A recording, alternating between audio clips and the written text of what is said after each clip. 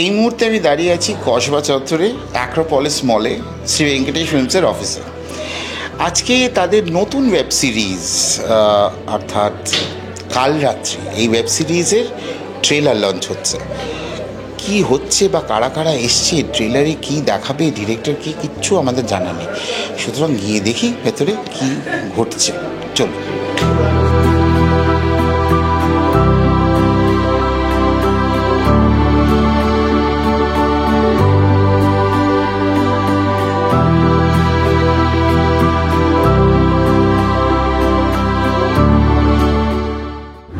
আর আমার এই ধরনের গল্পে ভীষণভাবে কাজ করার ইচ্ছে ছিল, আর সেটা মানে শুধুমাত্র সম্ভব হলো হইচইয়ের হাত ধরে, অয়ন স্যারের হাত ধরে।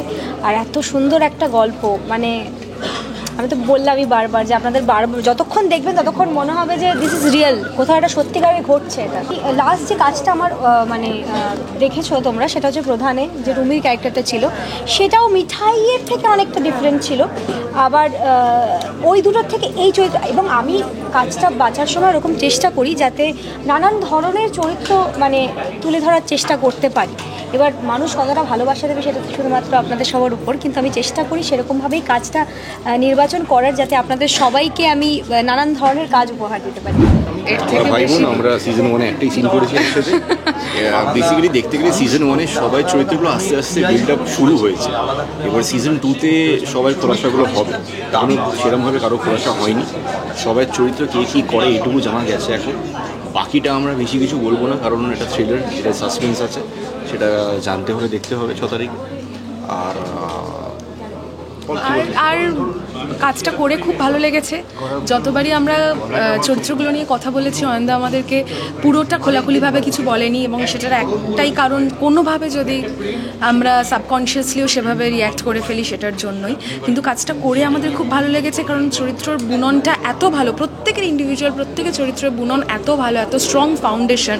এবং বাকি যে পরতগুলো রয়েছে সেটা সেকেন্ড সিজনে অবভিয়াসলি অনেকটা খুলে সামনে আসবে। তো এই সিজনটায় আপনারা আপনাদের ভালোবাসা দিয়ে ভরিয়ে দিন, যাতে খুব তাড়াতাড়ি আমরা পরের সিজনটা শুরু করতে পারি।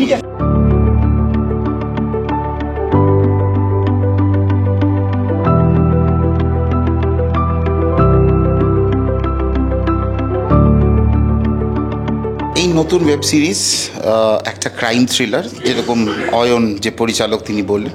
তো এই সিরিজটাতে, যেই 6টা এপিসোডের সিরিজে, তোমার একটা মূল চরিত্র যেটা আমরা ট্রেলারে দেখতে পেলাম, যে তুমি বাবা এবং তোমার বড় ছেলে খুন হচ্ছে। টোটাল ছবিটাতে অভিনয় করে কেমন লাগলো আর কতটা অভিজ্ঞতা, সেরকম একটু শেয়ার করো। খুবই ভালো, মানে আমার কাজ করে যে ভালো খারাপের জায়গাটা, অয়ন আমার অনেক পূর্ব পরিচিত ছেলে।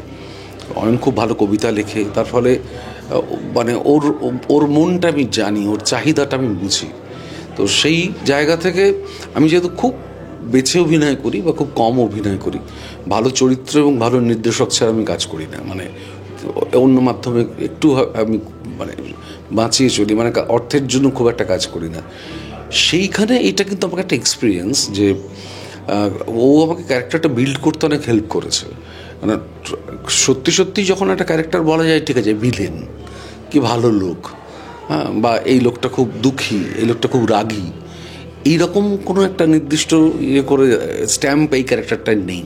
তাহলে ডিফারেন্ট লেয়ার রয়েছে ক্যারেক্টারটার মধ্যে, সেইটা আমাকে স্পেসও দিয়েছে, টেক্সটের মধ্যে আছে, স্ক্রিপ্টের মধ্যে আছে, সেইটা এক্সপ্লোর করতে পেরে ভালো লেগেছে। আচ্ছা, এই সিরিজটা, এটা 6টা এপিসোডের যে সিরিজটা আসছে, ক্রাইম সিরিজ, এইটাতে তোমার চরিত্রটা নিয়ে বলো একটু। আমার চরিত্রের নাম হচ্ছে বরুণ, রায়বর্মন বাড়ির ছোট ছেলে। খুব ঘাঁটা একটা পরিবার, এবং পরিবারটা তো ঘাঁটাই, এবং ইটসেলফ প্রতিটা চরিত্র নিজেদের মধ্যে ভীষণভাবে ঘাঁটা। আমার দাদার বিয়ের পরের দিন আমার দাদার খুন হয়, এবং সেই খুনের সাসপেক্ট, যেটা ময়নদা বলছিলেন, সেটা প্রত্যেকেই, ইনক্লুডিং আমার মানে নতুন বৌদি, এবং এই তার প্রতিও সাসপেক্ট আছে। এবং এই খুনটাকে কেন্দ্র করে আরও ছোট ছোট অনেক ইনসিডেন্ট ঘটে প্রত্যেকটা ইন্ডিভিজুয়ালের জীবনে। মানে সেটা আমাদের বাড়ির পরিচারিকা, আমার বোনের বর, আমি বা আমার প্রত্যেকে, বাবা মা, এরা তো আছেই।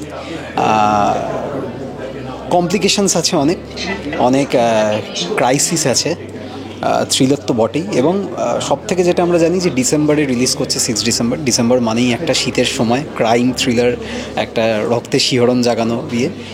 সেটা আমার মনে হয় সেই ফিলিংটা দর্শকরা পাবেই 6টা এপিসোডে। তুমি মানে প্রথম ওয়েব সিরিজ করলো সৌমিত্র, তাকে নিয়ে তোমার মানে পরিচালক হিসেবে একজন অভিনেত্রীর ক্ষেত্রে যতটা এক্সপেকটেশন ছিল ততটা কি পেয়েছো? Soumitra is a fantastic actor, সেটা আমরা ওর সিরিয়ালও দেখেছি, ওকে সিনেমাতেও দেখেছি, প্রধানেও দেখেছি, মিঠাইতে দেখেছি। She is a fantastic actor. এবং আমি ওকে যেটা আমার সেটআপে যেটা বুঝলাম সেটা হচ্ছে ও তো অলরেডি খুব সফল একজন অভিনেতা, কিন্তু এই সাফল্য ওর মাথায় চড়েনি আর কি। ও সাফল্যকে খুব একটা পাত্তা দেয়নি, ও নিজে আরও ভালো কাজ করার খিদেটা বজায় রেখেছে, ডিসিপ্লিনটা চমৎকার ওর, নতুন কাজ করার ইচ্ছে, কাজ শেখার ইচ্ছে, এই খিদেটা ওর ফলে খুবই ভালো লেগেছে ওর সঙ্গে কাজ করে। এই সিরিজটার সম্পর্কে যদি একটু বলো যে তোমার